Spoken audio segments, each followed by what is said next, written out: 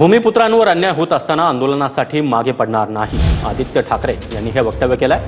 नुकतंच आलेल्यांना भाषा येत नाही हे समजू शकतो असं आदित्य ठाकरे म्हणाले। तर वॉचमन शिपायांना मारून आंदोलन होतं का? राऊतांनी मनसेला डिवचलंय।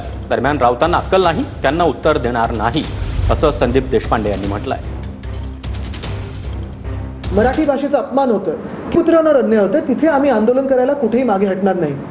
असे अनेक लोक असतात जे आत्ताच ट्रान्सफर होऊन आपल्या राज्यात आलेत, त्यांना आपली भाषा येत नाही, समजू शकतो।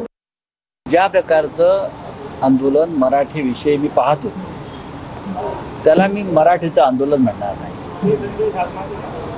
माननीय बाळासाहेब ठाकरे यांच्या नेतृत्वाखाली मराठी भाषेचे आंदोलन आम्ही सुद्धा केलेले आहे आणि मराठीसाठी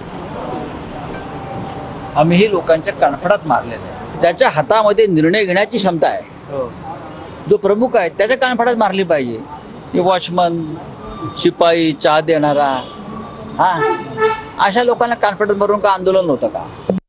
संजय राऊतांच्या भाषेत सांगायचं तर त्यांच्यासारख्या माणसाला त्याच्याबद्दलची अक्कल नाही।